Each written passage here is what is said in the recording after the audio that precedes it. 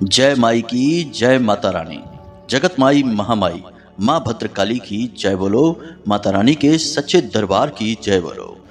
मिथुन राशि वाले बंधुओं, आप सभी का हृदय से स्वागत है मिथुन राशि भिंड यूट्यूब चैनल में। आज ही अपने पूजा घर में लाकर रख लो यह एक छोटी सी चीज। दो बड़े ग्रहों ने बना ली है एक युति, जिससे आपकी कुंडली में बन रहा है एक बड़ा ही विशेष राजयोग, जो आपको रातों रात लखपति करोड़पति बना देगा। अब ऐसे में आप इस एक चीज को अपने पूजा घर में लाकर रख लेते हैं और विशेष विधि विधान से इसका पूजन शुरू कर देते हैं, तो आपकी कुंडली में बनने वाले इन दो बड़े ग्रहों की विशेष युति का और इस युति से निर्माण हो रहे विशेष राजयोग का सीधा लाभ प्राप्त हो जाएगा। और यकीन मानिए मित्रों कि इस विशेष राजयोग के निर्माण में उन लोगों को भी लाभ प्राप्त हो जाएगा जो हमेशा यह शिकायत करते रहते हैं कि उनके जीवन में कभी कुछ बदलता ही नहीं है, तकलीफें दूर होती ही नहीं है, पैसे की तंगी और परेशानी से जीवन नर्क बना हुआ है। क्योंकि प्रिय बंधुओं, यह विशेष राजयोग बना ही कुछ ऐसी परिस्थितियों में है जिनका निर्माण 29 सालों में पहली बार हुआ है। तो अब ऐसे में हमारा आपसे बस यही एक निवेदन है कि आपके जीवन में आने वाले इस विशेष सुनहरे अवसर को अपने हाथ से जाने मत देना और बनने वाले इस विशेष राजयोग का पूरा लाभ प्राप्त कर लेना, ताकि जीवन के सारे दुख तकलीफ और कष्ट एक ही क्षण में समाप्त हो जाएं और इस एक छोटी सी चीज को अपने पूजा घर में लाकर रख लेना। प्रिय बंधुओं, हम आपको बता दें कि इस विशेष राजयोग का फल आपको अब इस पूरे महीने प्राप्त होता रहेगा। यानी कि अब इस जुलाई के महीने में आने वाला जितना भी समय काल बचा है वह आपके जीवन में एक महत्वपूर्ण भूमिका निभाएगा और एक सुनहरे अवसर की तरह आपको वह सब कुछ देगा जिसके लिए आप अब तक तड़प रहे थे। तो अब आपके मन में कई प्रश्न उठ रहे होंगे। पहला तो यह कि कौन सा है यह विशेष राजयोग, कौन से हैं ये दो बड़े ग्रह जिनकी युति बन रही है, और इस सबसे ज्यादा महत्वपूर्ण प्रश्न कि आखिर कौन सी है वह एक चीज जो आपको अपने पूजा घर में लाकर रखनी है, और इस एक चीज के रखने से आपको आखिर कैसे लाभ प्राप्त होंगे। क्या है इस एक चीज को अपने पूजा घर में लाकर रखने का विशेष नियम, विधि विधान और संस्कार। तो मित्रों, आप बिल्कुल भी चिंता ना करें, हम आपके जीवन को बदल कर ही मानेंगे। हम इसी प्रयास में दिन रात लगे हुए हैं और यह प्रयास हम केवल और केवल इसलिए कर रहे हैं क्योंकि यह माता रानी का आदेश है और हम उनकी सेवा में यह प्रयास देना चाहते हैं। तो वीडियो आपको पूरा देखना है, क्योंकि इस वीडियो में हम आगे आपको सारी बातें पूरे विस्तार के साथ और प्रमाणों के साथ बतलाएंगे, ताकि आप इस प्रयोग को पूरे भाव के साथ और पूरे नियम से पूरा कर सकें और इसका आपको पूरा लाभ प्राप्त हो जाए। हम आपको गारंटी देते हैं कि यदि आपने इन बातों को ज्यों का त्यों जैसा हम आपको बता रहे हैं वैसा ही अपने जीवन में उतार लिया, तो आपके जीवन में यह महीना आप कभी भूल नहीं पाएंगे। आपको इतनी तरक्की मिलेगी, इतनी खुशियां मिलेंगी कि जीवन भर आप धरती पर ही स्वर्ग का आनंद लेंगे। जी हाँ बंधुओं, तो चलिए आज के इस ज्ञानवर्धक वीडियो की शुरुआत करते हैं। लेकिन उससे पहले हम चाहेंगे कि आप माता रानी को आभार अवश्य ही व्यक्त करें, क्योंकि उनकी कृपा और आशीर्वाद के बिना कुछ भी संभव नहीं है। तो चलिए कमेंट बॉक्स में पूरे भक्ति भाव के साथ एक बार नहीं 3 बार लिखना, जय माँ भद्रकाली कृपा करो। माता रानी की आपको पूरी कृपा और आशीर्वाद प्राप्त होगा। इसी के साथ साथ याद रखना बंधुओं कि माता रानी की आपके ऊपर कृपा और आशीर्वाद है, तभी आप इस वीडियो को देख रहे हैं। बड़े ही भाग्यवान हैं आप जो इस वीडियो तक आप पहुंच चुके हैं, क्योंकि यह वीडियो कोई साधारण वीडियो नहीं है। इस वीडियो में दिया जाने वाला ज्ञान जीवन को बदल देने की शक्ति रखने वाला ज्ञान है, जो पूरी तरह से वैदिक पद्धति और ज्योतिषीय गणनाओं पर आधारित है। माता रानी खुद चाहती हैं कि आप इस वीडियो को देखें और इस वीडियो के ज्ञान को अपने जीवन में उतार कर खुद ही अपने जीवन को बदल डालें।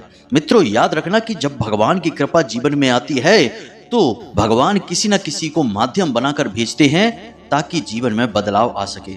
भगवान कभी भी स्वयं प्रकट नहीं होते हैं, वे किसी न किसी को माध्यम बनाते हैं। तो आज का यह वीडियो आपके जीवन को बदलने के लिए एक विशेष माध्यम का कार्य करने वाला है। तो बस माता रानी में अपने भाव और अपनी भक्ति को गहरा रखिए और पूरे विश्वास और आस्था के साथ आज के इस वीडियो को देखिए। इसी के साथ साथ मित्रों, आप सभी से माता रानी के इस दास का एक छोटा सा निवेदन और है कि यदि आप इस चैनल पर पहली बार आए हैं तो आप इस चैनल को सब्सक्राइब करके बगल में जो घंटी का निशान है उसे भी अवश्य दबा ही दें, क्योंकि ऐसा करके आप हमारे और माता रानी के दिव्य परिवार के सदस्य बन जाएंगे और फिर माता रानी की विशेष कृपा और आशीर्वाद आपके ऊपर हमेशा बनी ही रहेगी। तो चलिए जल्दी से चैनल को सब्सक्राइब करिए, फिर आगे बढ़ते हैं। मित्रों, बड़े ही भाग्यशाली होते हैं वो लोग जिनके जीवन को बदलने के लिए स्वयं भगवान ऐसे ग्रह नक्षत्र और समय काल का निर्माण कर देते हैं जिससे कि उनके जीवन का हर एक कष्ट समाप्त हो जाए।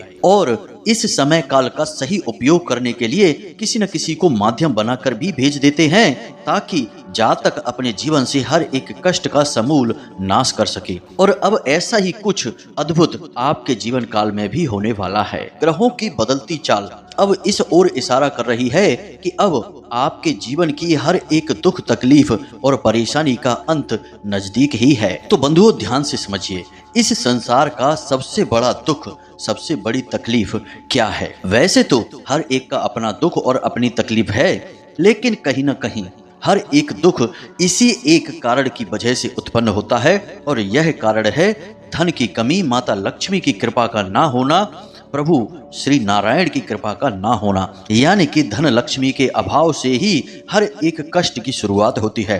अब चाहे पति पत्नी के बीच झगड़ा हो, विवाद हो, या भाई भाई के बीच झगड़ा हो, या खुद पिता पुत्र के बीच किसी बात को लेकर अनबन हो, खींचतान हो, सारी स्थिति कहीं न कहीं केंद्र में जाकर देखा जाए तो रुपए पैसे की कमी से ही उत्पन्न होती हैं। इसका सबसे बड़ा उदाहरण यह है कि आपने हमारे शास्त्रों में दी जाने वाली कहानियों पर यदि कभी गौर किया हो तो भगवान जब किसी को कष्ट देना चाहते थे तो उसे किसी गरीब के यहाँ पैदा करते थे जो जीवन भर केवल और केवल अभाव और तकलीफों में अपना समय गुजारता था और भीख मांगकर खाता था। वहीं भगवान जब किसी से बहुत प्रसन्न होते थे तो फिर उसे अमीर व्यापारी के यहाँ या फिर राजा के यहाँ राजकुमार की तरह पैदा करते थे और वह जीवन भर सुख भोगता था। तो इन सब बातों से यह तो साबित हो जाता है कि जीवन के सारे कष्ट कहीं न कहीं धन के अभाव से जुड़े हुए हैं, क्योंकि जब जीवन में धन की कमी होती है, पैसे की तंगी होती है, तो इंसान का मन खराब हो जाता है, उसे बात बात पर गुस्सा आने लगता है, क्योंकि वह ना केवल अपने बल्कि अपने से जुड़े हुए परिवार की, अपने बच्चों की, अपनी पत्नी, अपने माता पिता, भाई बहनों की जरूरतों को भी पूरा नहीं कर पा रहा होता है। तो ऐसे में स्वाभाविक है कि उसे चिड़चिड़ाहट होगी ही, उसके मन में खिसियाहट तो रहेगी ही। अब यही चिड़चिड़ाहट आगे चलकर रिश्तों में खटास का काम करती है। और सीधी सी बात है मित्रों कि यह संसार जरूरतों पर चलता है। यदि आपको जरूरत है, आपको प्यास है, तो आप कुएं के पास जाएंगे, वरना कौन जाएगा कुएं के पास? और किसे मतलब है कि कुआं आसपास है भी कि नहीं है। यह इस संसार की एक कड़वी सच्चाई है। जब तक लोगों को जरूरत है वे आपसे जुड़े रहेंगे और आप जब तक उनकी जरूरतें पूरी करते रहेंगे वे आपसे प्रेम भी करेंगे, लगाव भी रखेंगे और आपके जीवन में खुशियां भी भरेंगे। लेकिन जैसे ही आप उनकी जरूरतें पूरी कर नहीं पाएंगे, आपके जीवन में परेशानियां शुरू हो जाएंगी। रिश्ता चाहे कितना ही घनिष्ठ, कितना ही नजदीकी क्यों ना हो, कहीं ना कहीं तनाव दिखाई देने लगेगा, छोटी छोटी बातों पर झगड़ा होने लगेगा। अब यहाँ पर हो सकता है कि कुछ लोग हमारी बात से सहमत ना करें, क्योंकि लोग तरह तरह के विचार अपने मन में लेकर घूमते हैं। तो किसी किसी को ऐसा लगता है कि यह हमारा भाई है, यह हमसे इसलिए झगड़ रहा है क्योंकि हमने इससे ऐसी बात कह दी है जो इसे बुरी लग गई है। लेकिन मित्रों, हम आपको बता दें कि यदि आप धनवान होते, आपके पास अपार धन दौलत संपत्ति होती, तो आपकी बुरी से बुरी बात का भी लोग बुरा नहीं मानते और उसे भी एक नसीहत और सीख समझकर स्वीकार कर लेते और आपके आसपास घूमते आपको गुरु बना लेते। जी हाँ मित्रों, बात बेशक थोड़ी सी कड़वी है लेकिन सच्ची है। आप अपने दिल पर हाथ रखकर महसूस करिए और हमारी बातों में सच्चाई को समझने की कोशिश करिए।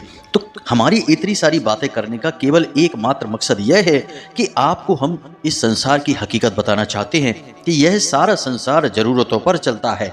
आप जरूरत पूरी करेंगे तो आपके साथ सब प्रेम के साथ रहेंगे और आप यदि जरूरतें पूरी नहीं कर पाएंगे तो सब आपसे दूर भाग जाएंगे। इसीलिए प्रिय बंधुओं, जीवन में धन दौलत का आपके पास होना बहुत अधिक आवश्यक है, क्योंकि यदि धन दौलत नहीं है, आपकी जेब में रुपए पैसे की भरमार नहीं है, तो ना तो आपको प्रेम मिलेगा, ना ही आपको सुख चैन मिलेगा, यहाँ तक कि आपको घर भी नहीं मिलेगा और पेट में 2 रोटी भी नहीं मिलेगी। सब कुछ धन से ही उत्पन्न होता है। यही इस संसार की कड़वी सच्चाई है। आपके पास चाहे कुछ हो या ना हो, लेकिन धन दौलत होने बहुत अधिक आवश्यक है। अब इंसानों की तो बात ही क्या की जाए, देवी देवताओं के पास भी यदि धन समाप्त हो जाए तो वे भी व्याकुल हो उठते हैं। इसका प्रमाण है कि जब इंद्र को दुर्वासा ऋषि ने श्राप दे दिया कि तुम्हारी सारी धन संपत्ति समुद्र में समा जाएगी, तो इंद्र सहित सारे देवी देवता व्याकुल हो उठे और उन्हें अपने मान सम्मान और इंद्रासन और स्वर्ग से भी भागना पड़ा, क्योंकि वहां पर दैत्यों ने कब्जा कर लिया था। तब देवताओं ने राक्षसों के साथ मिलकर समुद्र मंथन करके अपनी धन संपत्ति और वैभव को बाहर निकाला था।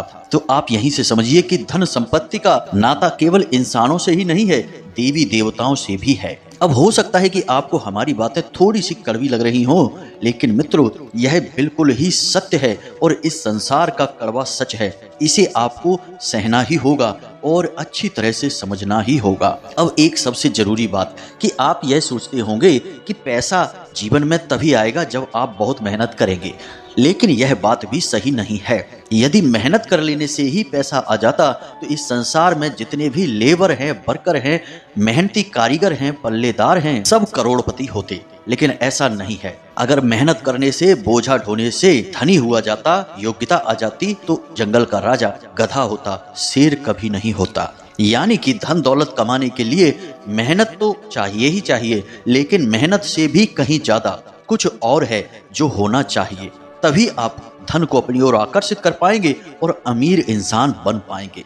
अब आपको यही सीखना है और समझना है कि वह कौन सी ऐसी चीज है जो आपको चाहिए, जिससे कि माता लक्ष्मी स्वयं आपकी ओर खिंची चली आएगी और हमेशा के लिए आपके घर में, आपके जीवन में निवास करने लगेंगे। यह सबसे महत्वपूर्ण विषय है। लोग इसे हमेशा अनदेखा कर देते हैं, क्योंकि वे पुरानी मान्यताओं पर ही जी रहे हैं और उन्हें हमेशा यही लगता रहता है कि वे जितनी मेहनत करेंगे, जितने प्रयास करेंगे, उतने ही अमीर होते चले जाएंगे। लेकिन होता इसका एकदम उल्टा है। जितनी मेहनत करते हैं, जितना प्रयास करते हैं और जितना पैसा अपनी ओर खींचने की, कमाने की कोशिश करते हैं, उतना ही गरीब होते चले जाते हैं, उतने ही बीमार, थके हुए और असहाय हो जाते हैं और एक दिन उन्हें लगता है कि वे ऐसे जाल में फंस चुके हैं जहां से निकल पाना लगभग नामुमकिन है। सुबह से लेकर रात तक लगातार मेहनत और प्रयास करने के बाद भी ना तो वे अमीर हो सके हैं, ना ही उन्होंने जीवन का कोई सुख भोग पाया है। जबकि वहीं पर समाज में कुछ लोग ऐसे भी होते हैं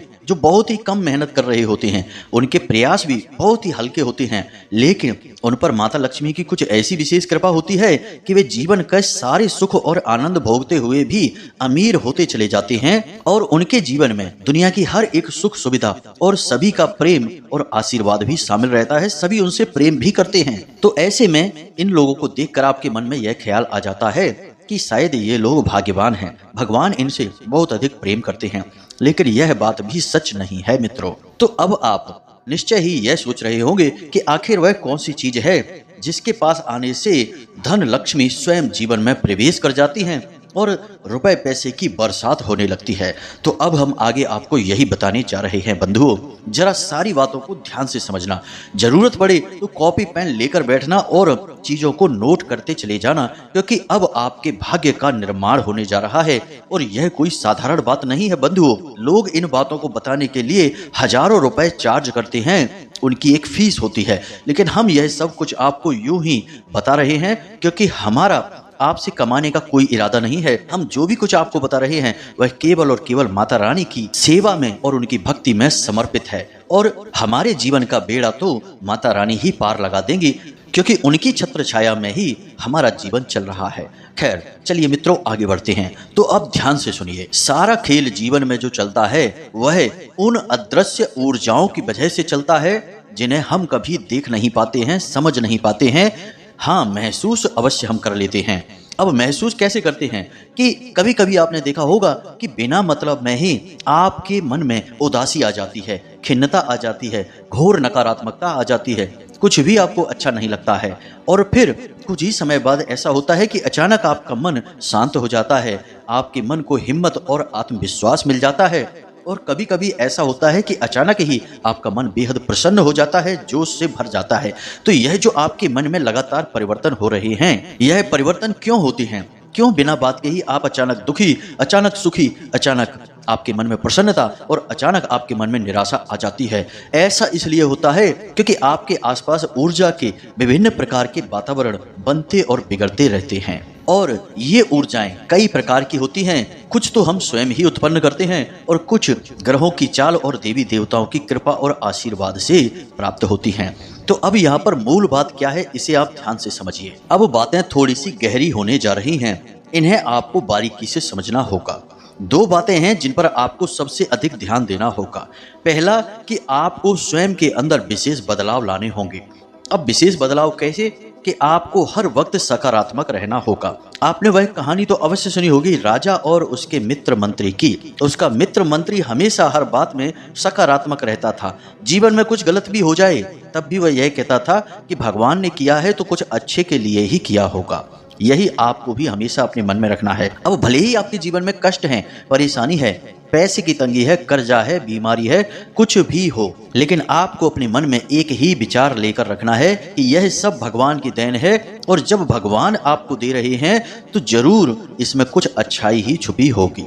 मित्रों, यह सुनने में बहुत ही साधारण सी बात लग रही है। आप सोच रहे होंगे कि इसमें कौन सी बड़ी बात है, यह तो हम आज से ही कहना शुरू कर देंगे कि भगवान जो कर रहे हैं अच्छे के लिए ही कर रहे होंगे। और कुछ लोग यह भी सोच रहे होंगे कि यदि जीवन में कुछ बुरा हो रहा है तो हम कैसे कह सकते हैं कि इसमें भी कुछ अच्छाई होगी। मान लो कि किसी के घर में कोई बीमार है तो हम कैसे कह दें कि यह भी भगवान ने कुछ सोचकर अच्छे के लिए ही किया होगा। भला भगवान किसी को बीमार क्यों करेंगे? तो मित्रों, हम आपको बता दें कि यह संसार यदि हम अपनी नज़र से देखेंगे तो हम बहुत ही छोटी छोटी बातों में भी उलझ जाएंगे, लेकिन भगवान की दृष्टि से देखो, जिसने यह सारा ब्रह्मांड, सूरज, चांद, सितारे बनाए हैं, वह जिस प्रकार से हमारे जीवन को देखता होगा हम उस प्रकार से कभी नहीं देख पाएंगे। मानकर चलिए कि आप किसी डॉक्टर के पास जाते हैं, आपको बुखार है और डॉक्टर आपको इंजेक्शन लगा देते हैं, तो आपको लगेगा कि हम तो पहले ही तकलीफ में थे और इसने इंजेक्शन लगाकर और तकलीफ दे दी, इसमें भला कौन सी अच्छाई होगी। लेकिन यह इंजेक्शन आगे चलकर आपको ठीक कर देगा, बीमारियों से मुक्त कर देगा। तो भगवान आपको जो तकलीफें दे रहे हैं, भविष्य में निश्चय ही उनके साथ किसी न किसी बड़ी अच्छाई को जोड़ कर रखा है। बस हम अपनी छोटी सी दृष्टि से इन दूरगामी अच्छाई के परिणामों को देख नहीं पा रहे हैं। यह हमारा अल्पमति का प्रमाण होता है, यानी कि हमारी बुद्धि अभी इतनी विकसित नहीं हो पाई है। खैर मित्रों, अब ये बातें हम आपको इसलिए कह रहे हैं कि जब आप इन चीजों को समझ नहीं सकते हैं तो बस आप बोलते रहें, इतने से ही काम हो जाएगा। क्योंकि याद रखना कि इंसान जो बोलता है भविष्य में वह वैसा ही बन जाता है। यदि आप अपने बारे में नकारात्मक बोलेंगे और सोचेंगे तो आप नकारात्मक ही हो जाएंगे और फिर आपके जीवन में नकारात्मक घटनाएं ही घटेंगी। यदि आप सकारात्मक बोलेंगे तो आप सकारात्मक ही सोचेंगे और फिर आपके जीवन में सकारात्मक घटनाओं की शुरुआत हो जाएगी। याद रखना कि यह संसार जैसा भी हमें मिल रहा है असल में हमारी अपनी सोच का ही नतीजा है। मित्रों, याद रखना कि ऋग्वेद में और यहाँ तक कि सारे वेद और पुराणों में यही एक विचार बहुत गहराई से समझाया गया है कि यथा पिंडे तथा ब्रह्मांडे, यानी कि जैसे आप हैं वैसा ही आपका संसार है, जैसी आपकी मन स्थिति है वैसी ही आपकी परिस्थिति है। तो सबसे पहला बदलाव आपको अपनी मन स्थिति में लाना है। अपने मन में हमेशा यही सोचते रहना है कि बेशक आज हमारे जीवन में गलत हो रहा है, लेकिन इसमें भी जरूर कुछ न कुछ अच्छाई छुपी है। भगवान ऐसा कर रहे हैं तो जरूर इसमें भी कुछ न कुछ अच्छा सोच रखा है।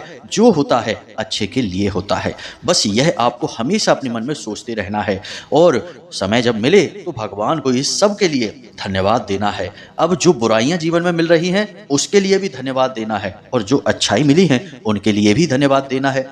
अब मित्रों, ऐसा तो कभी नहीं होता कि जीवन में केवल और केवल बुरा ही हो रहा हो। जरूर कुछ अच्छाइयां भी होती हैं, बुराइयां भी होती हैं, सबका मेल होता है। तो हर एक बात के लिए भगवान को धन्यवाद देते रहो और जीवन के हर एक अच्छे बुरे पल को भगवान की लीला समझकर स्वीकार कर लो। इस विधि को हमारे शास्त्रों में प्रसाद जीवनम कहा गया है, यानी कि जो आपका जीवन है वह भगवान के द्वारा दिया गया प्रसाद है और आप उसे बस स्वीकार कर लो। क्या आपके हाथ में प्रसाद आता है तो आप यह कहते हैं कि ये मुझे क्या दे दिया, ये मुझे नहीं चाहिए, मुझे तो ये चाहिए था, वो चाहिए था? नहीं, प्रसाद में हमें जो भी मिले हम उसे तुरंत स्वीकार कर लेते हैं, क्योंकि वह भगवान का आशीर्वाद होता है। तो जीवन में भी जो भी कुछ आपको मिल रहा है उसे प्रसाद समझकर ही स्वीकार करिए और भगवान का धन्यवाद करिए।